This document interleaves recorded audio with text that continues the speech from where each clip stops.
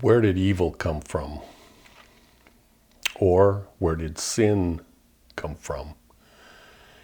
And how does it apply to every individual that has ever lived? And how does this atonement of Jesus come into play? And how does on and on and on? Generally speaking, nobody has definitive answers on this sort of thing. So I decided I would go ahead and tackle it and let you know what my take of it is. A lot of people talk about what was the first sin, or what defines sin, or where did it come from in the first place. And of course that's normally speaking, it's a thing that is extremely difficult for people to articulate or even understand, because it entails concepts that are impossible to explain if in Christianity is if God created everything and if God created you. It is an impossible scenario because obviously whatever God creates has to be perfect, or else God's an imperfect individual. And if you're going to say that sin is imperfect, well, then you're going to have to conclude that God is imperfect. So, and you can't actually label something as sin, and you can't label it as evil. And of course, that being the case, the entire concept of Jesus is out of sync, because the whole point and purpose of Jesus was to atone for people's sin. Now, there are scriptures there's the Bible and Bhagavad Gita in Sanatana Dharma, and the list goes on and on. There's all kinds of sources that try to tackle these difficult concepts, but I'd like to say the word but you have to remember, but that doesn't really apply. But it's just a thing that I say. But you have to remember, I just said it again, that these scriptures are all corrupted. And that doesn't mean that they're bad. It doesn't mean that they are not to be considered resources that are incredibly valuable to our understanding of what reality is and everything. But it is corrupt. The Christian scripture talks about this world as being the king of this world, or whatever, according to Jesus, was Lucifer, or shall I say Satan. And so if you have a God that is the God of this world and it's Satan, there's no possible way scriptures are going to go thousands of years and pass down through the centuries without it being manipulated and massaged, if you will, to correlate to what Lucifer wants to you to understand, and not God. So getting back to cut to the quick, where did the first sin or evil act ever occur in the very beginning?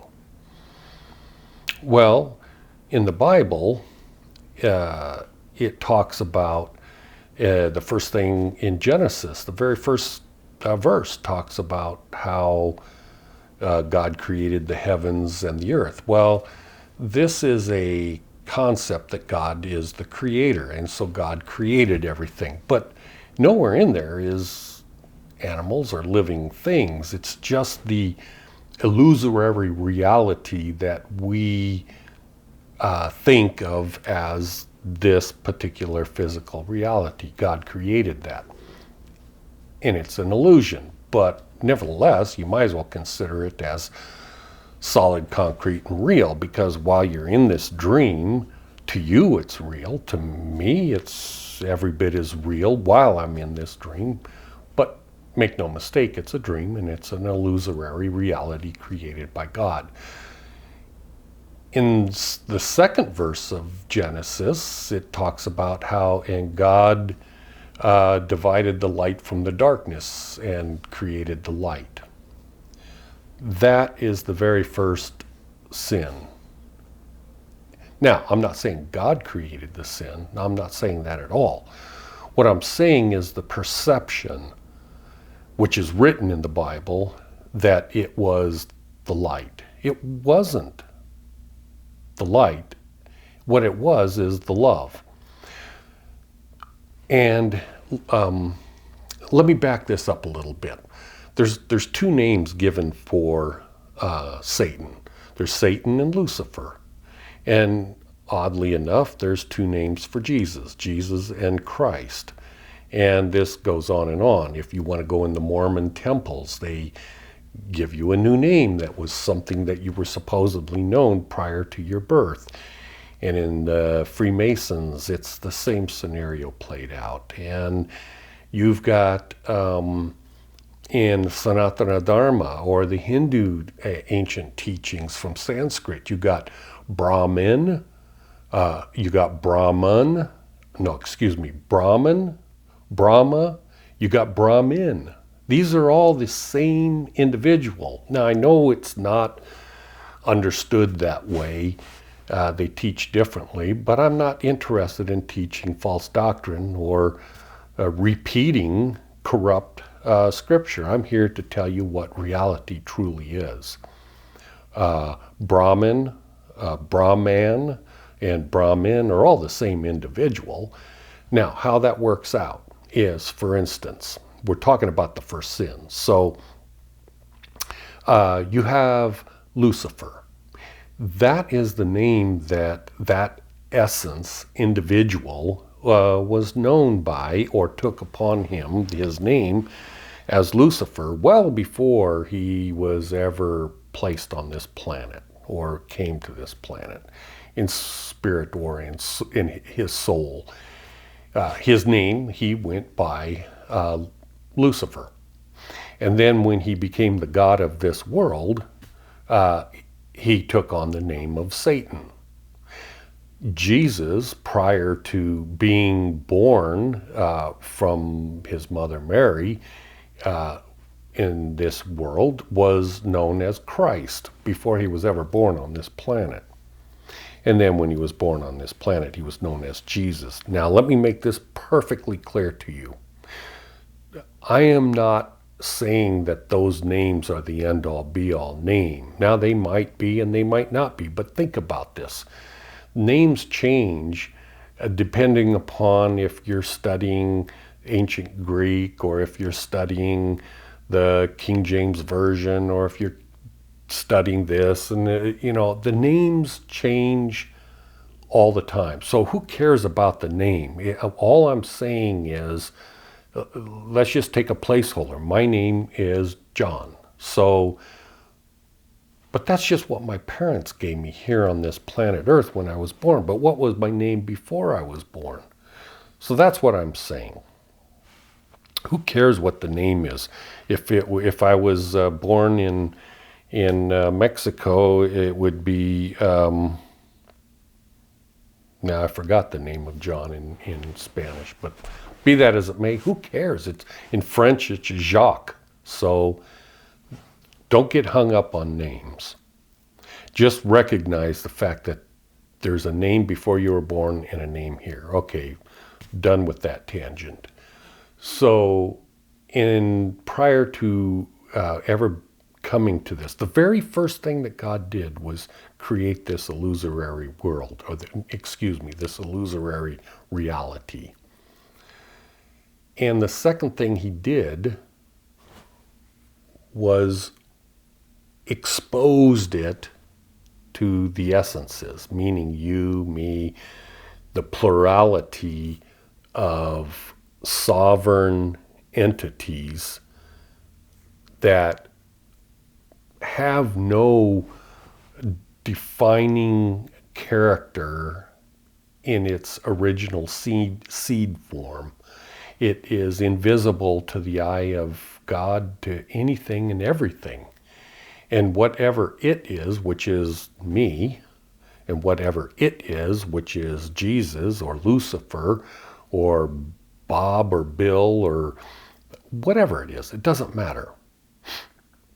The first to wake up when God shed his, and I stop it at light because it's perceived as light from Lucifer. And from Jesus's point of view, or shall I say from Christ's point of view, it was viewed or perceived as love. So Jesus perceived God as love. And Lucifer perceived God as light. So light is the first sin, or the first thing that had gone astray. And so that compounded over the billions of years and continues on to this day. And when people interpret what the name Lucifer is, the bringer of light, well, that's what he perceived God as, light. And so that's the first misconception of what God is. I would like to drop the idea and notion of sin and evil and all those things temporarily. And the reason I'd like to do that is because everybody identifies these things differently. And so it's better to just drop that. It's like sin was actually created, the concept and notion was created by Christianity thousands of years ago, and blah, blah, blah. And evil, same thing. So let's instead backtrack and try to identify what is evil and what is sin. Well, if you break the words down, and who cares, I'm not going to get into that, but if you break it down, it's missing the mark. So what is the mark? The mark is God. So anything that is God is perfect. And if you perceive God as being what God is, then your perception of God is perfect. But if you I like the I think it's the Buddhist scenario of us looking in a dimly lit room, a coiled rope, and perceiving it as a snake. Well, it's not a snake, it's a rope. And so your whole life is based upon perceiving this rope as a snake.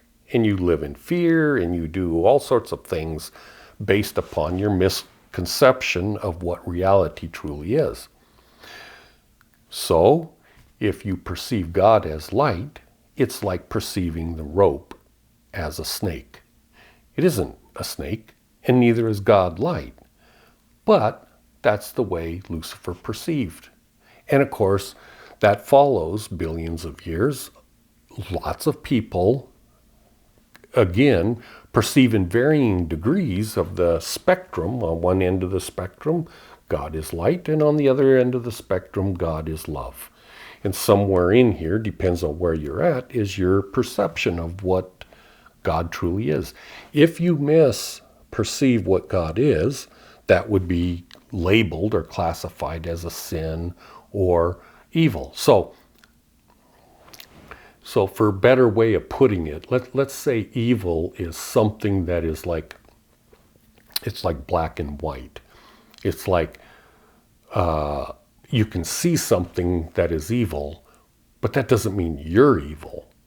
But if you participate in it, then that's something that you are participating in.